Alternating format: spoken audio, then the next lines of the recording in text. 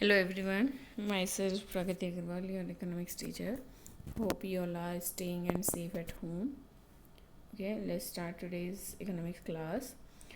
See, in last class we have just started your new book economics, and I have introduced you about the economics, how the economic activities are there, and how the human activities are classified as economic activities and non-economic activities.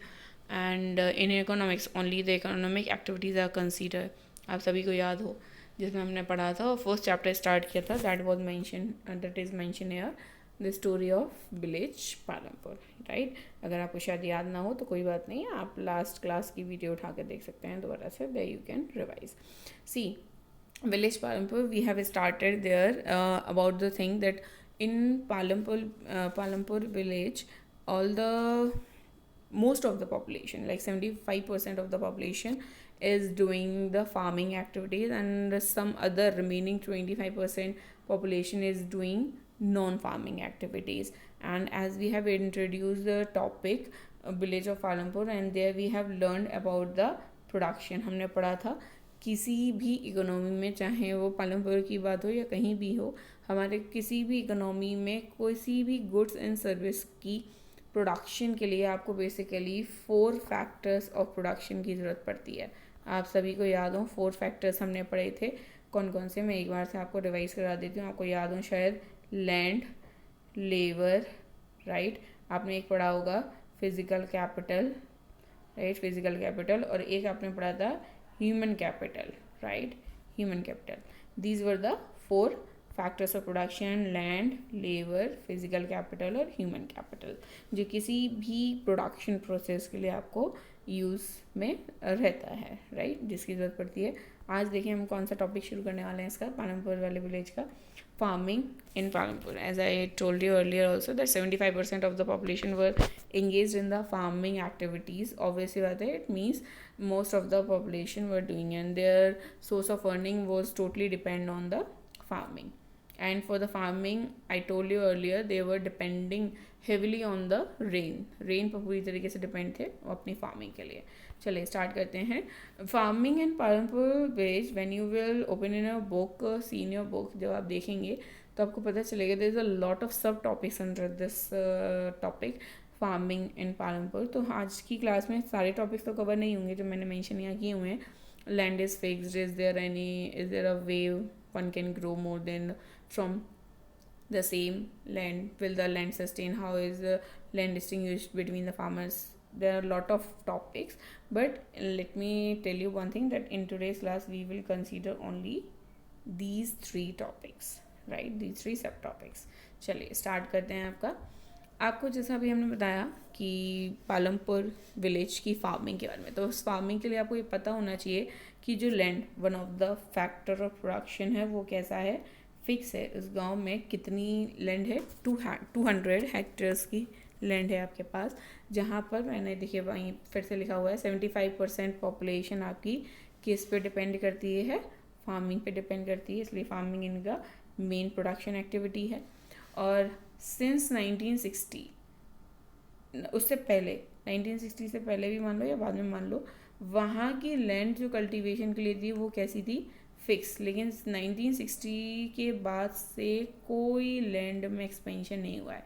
ये word important रहता है जो आपको बता देता है there has been no expansion in the area under cultivation. Cultivation के लिए उस लैंड, इस पूरे एरिया में जो लैंड है वो फिक्स नहीं है. और इसकी एक चीज़ मैं आपको बता दूँ, 200 हेक्टेयर है उस पर्टिकुलर पालमपुर एरिया का लैंड है. क्लियर. चलिए अगर आपको ऐसे समझ में आता है तो आप ये देखिए, एक छोटा सा आपको एग्जांपल के तौर पे बताया गया है. ये पालमपुर के बारे में नहीं है, ये पूरा आपके इंडिया के बारे में बताया गया है.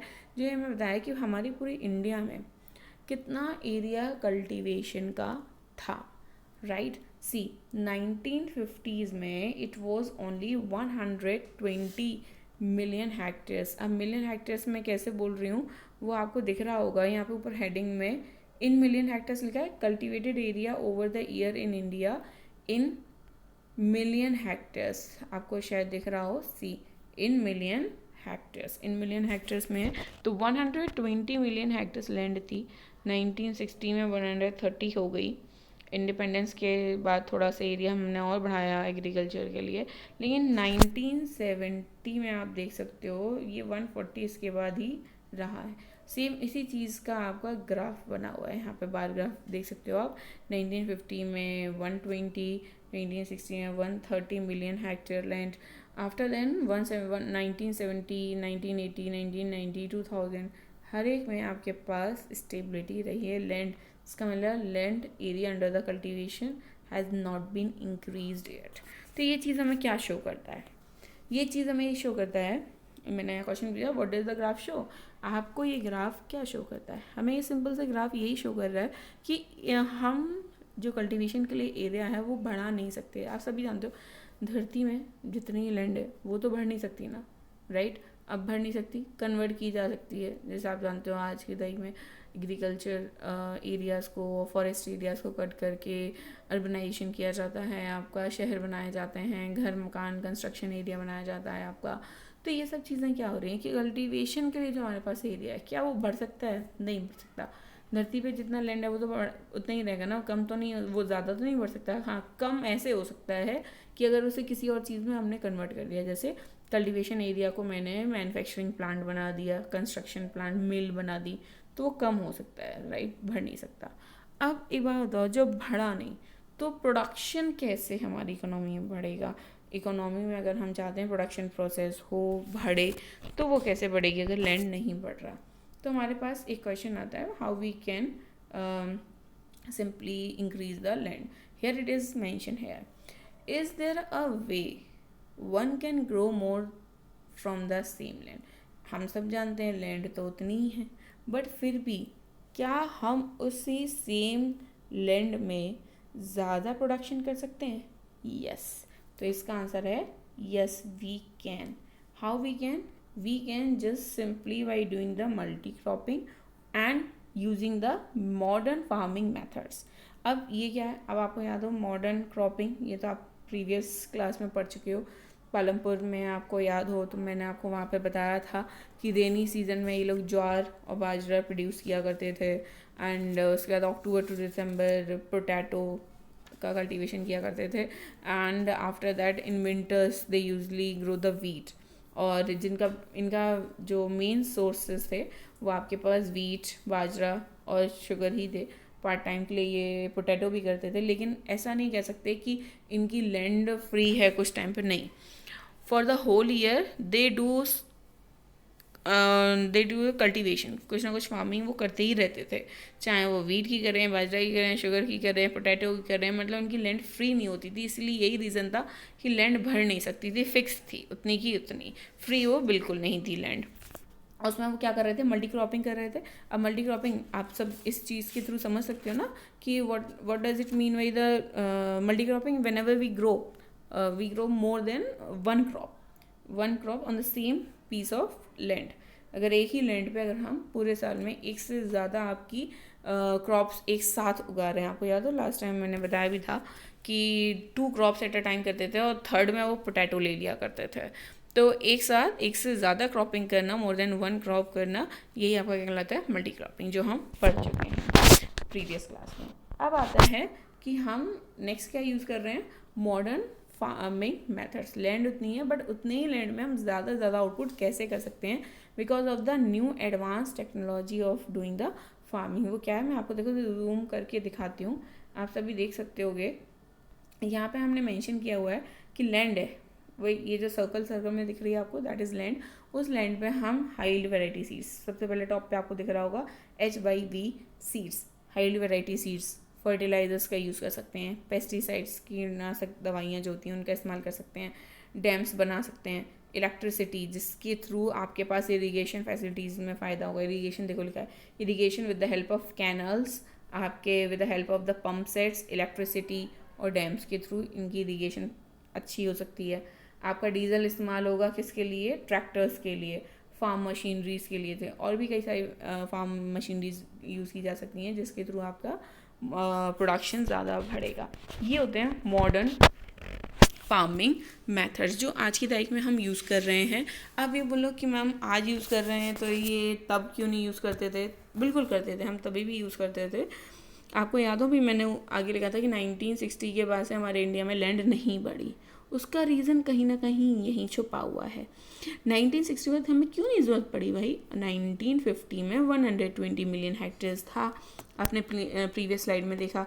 1960 में 130 हो गया, 1970 में 140, उसके बाद बढ़ा ही नहीं। इसका मतलब हमें ज़रूरत नहीं पड़ी। Reason, the reason that is mention here, why we didn't need to increase the land for the cultivation. The first one I have mentioned there, the green revolution. आप लोगों ने शायद इसके बारे में थोड़ा पहले भी पढ़ा होगा, नहीं पढ़ा होगा तो कोई बात नहीं, आप पढ़ लेते हैं। ग्रीन रेवोल्यूशन 1960 में इंट्रोड्यूस किया गया था भारत के अंदर, इंडिया के अंदर, जिसमें सबसे ज़्यादा कल्टीवेशन वीट और राइस का किया गया। वीट और राइस का, और इसमें यूज़ किए गए हाई यील्ड वेराइटी सीड्स, जिसको HYVs भी बोला जाता है। 1960s में क्या हुआ कि आपको, अगर आप हायर क्लासेस में जाओगे तो आपको पता चलेगा कि हमारे पास 5 ईयर प्लान्स बनाए गए। 1951 से स्टार्ट किए गए थे, जो आपके स्टार्ट, पहले हमने फार्मिंग पे ध्यान दिया, फिर हमने एग्रीकल्चर पे ध्यान दिया, फिर हमने अगेन फार्मिंग पे और ध्यान दिया। तो उस टाइम हमने प्रोडक्शन पे ज़्यादा ध्यान दिया। अगर आप इसकी स्टोरी सुनो तो आगे आपको एक चीज़ पता चलेगी कि 1960s to 70s के टाइम पे ऐसा हुआ करता था, जब ब्रिटिशर्स हमारे यहाँ चले गए थे, मतलब इंडिपेंडेंस से पहले, तो हमने इंडिपेंडेंस के बाद एक चीज़ सीखी कि हम अब बाहर की कंट्रियों से नहीं इंपोर्ट करेंगे कोई भी सामान, फिनिश गुड्स तो खास तौर से, क्योंकि आपको याद हो ब्रिटिशर्स क्या करते थे, ये तो करते थे, हमसे रॉ मटेरियल खरीद लेते थे सस्ते में और अपना फिनिश गुड्स हमें बेचते थे। 1960 to 70s के बीच में क्या हुआ कि हमारे को फिर भी, क्योंकि हमारी इंडियन इकोनॉमी इतनी स्टेबल नहीं थी, सब कुछ डिस्टर्ब्ड था हमारी इकोनॉमी में, तो हमें कुछ सामान, बहुत सी चीज़ ऐसी थी जो पाकिस्तान से भी हमें इंपोर्ट करनी पड़ती थी। अब क्या हुआ, जब उन्हें पता चला कि हमारे यहाँ बहुत सारा फूड और फूड से रिलेटेड जो प्रोडक्ट्स थे हमें उनके यहाँ से मंगाने पड़ते थे, तो उन्होंने बंद कर दिए भेजने, कि नहीं हम इंडिया में नहीं भेज रहे, क्योंकि वही इंडिया पाकिस्तान वाली लड़ाई शुरू हो चुकी थी। तो अदर कंट्रीज़ को भी वो फोर्स करते कि नहीं इंडिया में मत भेजो। तो ये चीज़ इंडिया को लगा कि भैया ऐसे कैसे हम, ऐसे रोज़मर्रा की जो हमारे रेगुलर प्रोडक्ट्स हैं, हम अगर उनके लिए भी दूसरों पे डिपेंड रहेंगे तो कैसे चलेगा। तो उन्होंने सोचा कि चलो ज़्यादा से ज़्यादा प्रोडक्शन हम अपनी इकोनॉमी में करते हैं। तभी ये ग्रीन रिवॉल्यूशन आपका इंट्रोड्यूस भी हुआ 1960s के दौरान। और अगर आप हायर क्लासेस में जाओगे तो आपको पता चलेगा ये 1965 से लेके 65 से लेके 67 में इसका इम्पैक्ट काफ़ी बड़ा था। रिजल्ट जो थे 1960s में स्टार्ट हो गया था, एक्चुअल इनिशिएटिव 1965 में लिया गया था, जिसका इम्पैक्ट 67 में बहुत ज़्यादा दिखा, 66-67 में, क्योंकि एक साल लग गया लगभग सभी को सब जगह तक हाई वैरायटी सीड्स पहुंचाने में, इरिगेशन करने में। एक साल बाद जो इसका रिजल्ट निकला, बहुत शानदार रिजल्ट था आपका, इतना अच्छा रिजल्ट कि प्रोडक्शन आपकी हायर क्वांटिटी में बढ़ा हमारी इंडियन इकोनॉमी में, राइट। तो ग्रीन रेवोल्यूशन इसलिए बहुत फेमस भी है। 1960s में इंट्रोड्यूस हुआ, जिन्होंने सबसे ज़्यादा मेन फोकस किया वीट और राइस पर। इसमें होता क्या था, हाई ईल्ड, ज़्यादा प्रोडक्शन। ईल्ड, यहाँ पे एक वर्ड लिखा है ईल्ड, ईल्ड का मतलब मैं आपको बता देती हूँ सिंपल। यहाँ पे ईल्ड का मतलब क्रॉप से ही है, जितनी भी क्रॉप हमारी किसी भी एक सीज़न में प्रोड्यूस की जाती है वो क्या कहलाता है आपका, ईल्ड, राइट। तो हमारे को यहाँ क्या पता चल रहा था कि जब हम ग्रीन रिवॉल्यूशन में हाई वैरायटी सीड्स, ऐसे सीड्स जो कि क्या देते हैं, ज़्यादा प्रोडक्शन, हायर मतलब ज़्यादा, ईल्ड मतलब क्रॉप आउटपुट, अलग अलग वेराइटीज़ के, राइट। तो ये वहीं से निकलता है। हाई वेराइटी सीड्स का मतलब क्या हुआ, ऐसे सीड्स जो कि आपको ज़्यादा से ज़्यादा क्रॉप प्रोडक्शन देने वाले थे, राइट। तो इससे हमको बेसिकली इस मेथड्स को यूज़ करने की वजह से हमारे पास हायर ईल्ड यानी प्रोडक्शन ज़्यादा आया। पानी की ज़रूरत पड़ती थी, क्यों, क्योंकि इसमें जो सीड्स यूज़ किए जाते थे वो आपके महंगे आते थे, थोड़े कॉस्टली आते थे, और वो केमिकल फर्टिलाइज़र्स का भी हमें इसमें इस्तेमाल करना पड़ा, कि पेस्टिसाइड्स का इस्तेमाल करना पड़ा, कीटनाशक दवाइयों का आपको इस्तेमाल करना पड़ा, जिससे कि ज़्यादा प्रोडक्शन हो, हाई स्पीड में हो, और प्लस के साथ इसका जो क्रॉप का आउटपुट निकल के आ रहा है उसमें कीड़े ना लगें, क्योंकि केमिकलाइज थे तो चांसेस थे। होता क्या था, आपको अगर याद हो, ग्रीन रिवॉल्यूशन शुरू होने से पहले हमारे पास ट्रेडिशनल मेथड्स इस्तेमाल किए जाते थे। अगर आपने कभी पढ़ा हो, आपने कहीं ना कहीं सुना भी होगा कि ट्रेडिशनल मेथड्स इस्तेमाल किए जाते थे जहाँ पे थोड़ा कम प्रोडक्शन आया करता था, इरिगेशन फैसिलिटीज़ भी कम, लेस क्वालिटी की इस्तेमाल की जाती थी। और अगर हम इसकी बात करें मैन्योर की, तो नेचुरल मैन्योर, काउ डंग, ये इस्तेमाल किए जाते थे, इसलिए खर्चा भी थोड़ा कम आया करता था। ट्रेडिशनल में ये हम ये बोल सकते हैं, ट्रेडिशनल में हमको एक बेनिफिट था कि हमारा इतना कॉस्टली नहीं था। हमारे को नेचुरली जो मैन्योर मिलते थे वही होता, लेकिन टाइम बहुत लगता था ऐसे प्रोडक्ट्स को बनने में।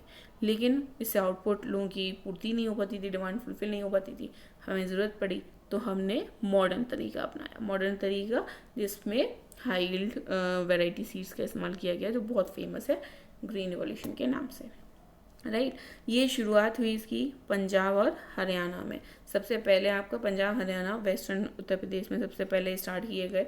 और जिसको ज़्यादा सफल बनाने के लिए जो फार्मर्स हैं उन्होंने ट्रैक्टर ट्रेसर्स खरीदे और इन्होंने ज़्यादा से अच्छी, which made the ploughing and harvesting faster, जिससे जुताई वगैरह उनकी हार्वेस्टिंग आपकी स्पीड काफ़ी अच्छी हुई और प्रोडक्ट आपका ऑन टाइम क्रॉप निकल के आ गया।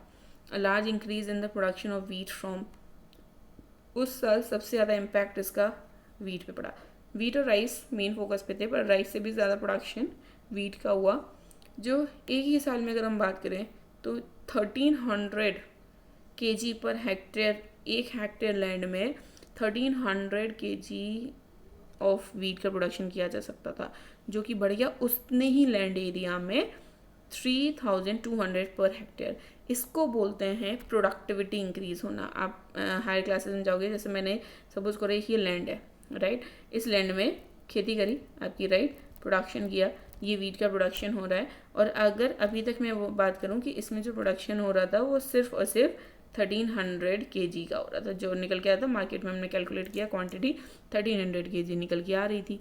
लेकिन अब मैंने इसमें क्या इस्तेमाल किए, मैंने इस्तेमाल किए इसमें high yield variety seeds.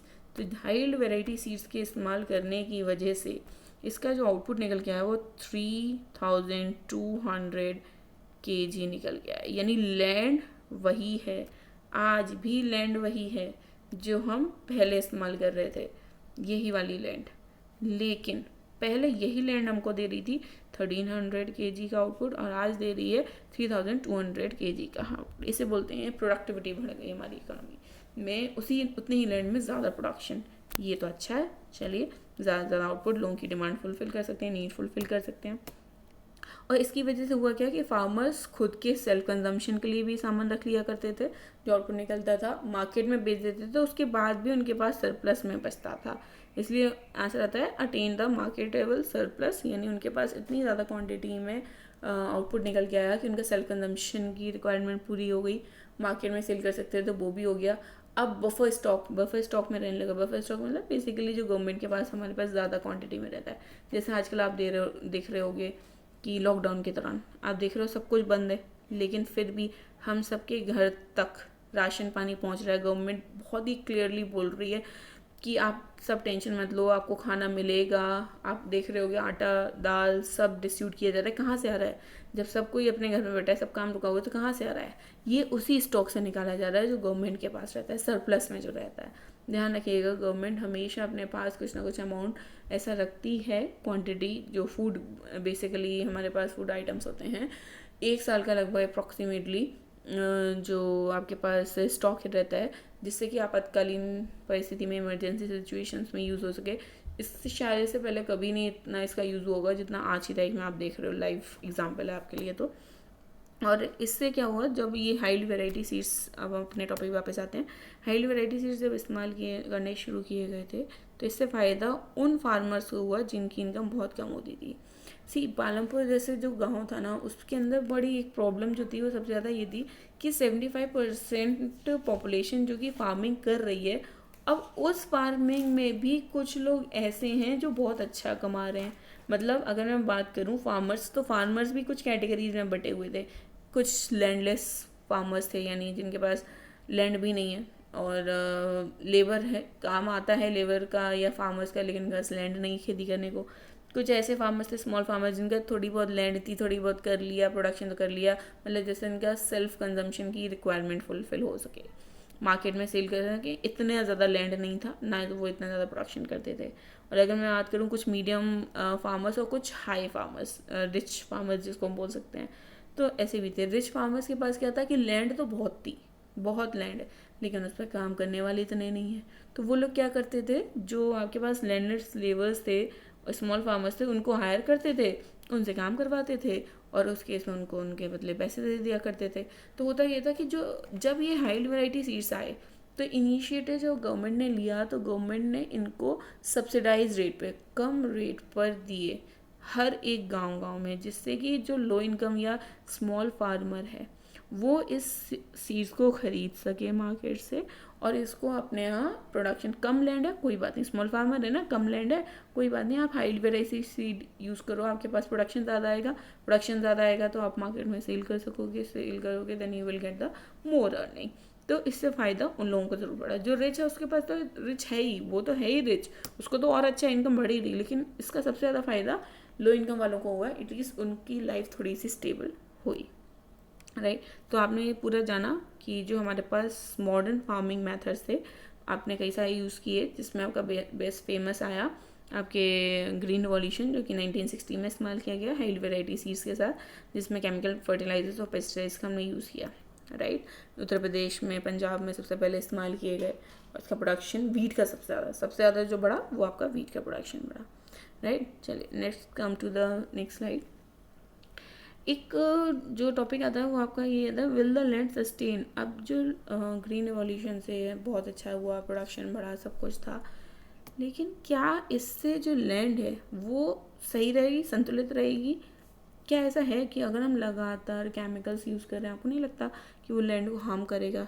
Yes, यही चीज़ यहाँ डिस्कस की गई है कि आपके पास अगर हम बात करें, जो केमिकल फर्टिलाइजर्स हम यूज़ कर रहे थे उनके कुछ ड्रॉबैक्स निकले, मतलब जिसको अगर मैं ये मॉडर्न फार्मिंग मेथड्स बात करूँ, उसके ड्रॉबैक्स की बात करूँ, या ग्रीन रिवॉल्यूशन के ड्रॉबैक्स की बात करूँ, तो वो यही कुछ पॉइंट्स आते हैं जो उसके ड्रॉबैक्स के बारे में बताते हैं, इसके नेगेटिव पॉइंट्स। क्या? पहला, loss of soil fertility due to increase use of chemical fertilisers. जो हम पहले क्या करते थे ट्रेडिशनल वे में, मैन्योर्स यूज़ करते थे, नेचुरल मैन्योर्स यूज़ करते थे, आपके किस चीज़ के लिए, फार्मिंग के लिए काउ डंग यूज़ करते थे, जो आसानी से हमें अवेलेबल हो जाते थे, सस्ते भी थे। लेकिन क्या हुआ, हाई वैरायटी सीड्स क्या हैं, केमिकलाइज्ड हैं, जिसकी वजह से सॉइल की फर्टिलिटी ख़त्म हो गई धीरे धीरे, क्योंकि केमिकलाइज जो वो थे आपके फर्टिलाइजर्स, वो सॉइल की फर्टिलिटी ज़्यादा क्वांटिटी में लेते थे, जिसकी वजह से धीरे धीरे उस सॉइल की फर्टिलिटी क्या हुई, कम होती चली गई। दूसरा क्या हुआ, continuous use of ground water for the tube wells के थ्रू हम इरीगेशन फैसिलिटी करते थे, वो कंटिन्यूस यूज़ होने की वजह से ग्राउंड लेवल जो वाटर था ना वो कम हो गया, ground table below the ground, यानी कि जो बेसिक ग्राउंड लेवल वाटर होता है वो आपका धीरे धीरे कम होता है, क्योंकि ज़्यादा अब क्या होता है, जब पंप, अगर आप याद करो, अब इंसान कोई अगर सपोज करो नदी से बाल्टी से या भर के लेकर आया पानी, तो कितना क्वांटिटी में लाएगा, कम लाएगा। लेकिन वहीं अगर आपकी पंप चल रही, कोई ट्यूबवेल चल रही है, एकदम धार के धार पानी छोड़ती है, तो कई बार पानी इसकी वजह से वेस्ट भी होता है। वेस्ट हो रहा है पानी, जब आप नेचुरल रिसोर्स है, एक क्वांटिटी में होता है, ज़्यादा यूज़ करोगे तो एक न एक दिन तो ख़त्म हो ही जाएगा ना, right. Excessive use of natural resource बोलते हैं ना, ख़त्म कर देता है आपके नेचुरल रिसोर्सेज को, इन्वायरमेंट को हार्म कर देता है। और एक बार इन्वायरमेंट से ऐसी चीज़ें अगर चली जाएँ दोबारा नहीं मिलती। इन्वायरमेंटल रिसोर्स है वाटर, टाइम लगता है इसको दोबारा। नेक्स्ट आता है pollute the ground water and rivers and lakes. ये क्यों? सिंपल केमिकलाइज फर्टिलाइजर्स हैं। अब क्या होता है, जब इसकी फसल काटी जाती है तो जो आपकी क्रॉप प्रोड्यूस हुई, जब फसल उसकी वेस्ट वाली हम क्या करते हैं, काट के कहीं ना कहीं जलाते हैं या फैला देते हैं। अब जला रहे हो, एयर पॉल्यूट कर रहा है क्योंकि केमिकल जा रहा है। बहुत से लोग होते हैं नदी में फेंक देते हैं, राइट, तो उसकी वजह से पानी भी ख़राब होता है, हमारा गंदगी होती है। और आप जो ट्यूबवेल्स के थ्रू पानी उसमें यूज़ कर रहे हो, कहीं ना कहीं बह के रिस्क जाता है, वो आपका ग्राउंड लेवल ख़राब करता है। तो कहीं ना कहीं ये कुछ ड्रॉबैक्स हैं हमारे ग्रीन रिवॉल्यूशन के, या हम जिसको बात कर सकते हैं जो आपके मॉडर्न टेक्निक्स हम यूज़ कर रहे हैं फार्मिंग में, ये उसके कुछ ड्रॉबैक्स हैं जो हमें ये बताते हैं कि ग्रीन रिवॉल्यूशन हमें फ़ायदेमंद था, आउटपुट बढ़ा, और आज की लाइफ में ऐसी चीज़ें ये आज भी यूज़ होता है हेल्थ वेराइटी सीड्स। लेकिन कुछ ड्रॉबैक्स हैं जो हमें ये सोचने पे मजबूर कर देते हैं, क्या अगर हम इतना ज़्यादा एक्सेसिव यूज़ जो कर रहे हैं रिसोर्सेज का, क्या इससे हमारा इन्वायरमेंट ख़राब नहीं होगा? बिल्कुल होगा। और इन्वायरमेंट के रिसोर्सेज जैसे सॉइल हो गया, ग्राउंड लेवल वाटर हो गया, ये दोबारा बनने में बहुत टाइम लेते हैं, एंड वंस इट डिस्ट्रॉय ना, it is very difficult to restore them. बहुत ज़्यादा डिफ़िकल्ट है। So we must take care of the environment to ensure the future development of agriculture. We will consider, surely we will consider, right? चलिए मिलते हैं next class में. Till then, keep studying, stay safe.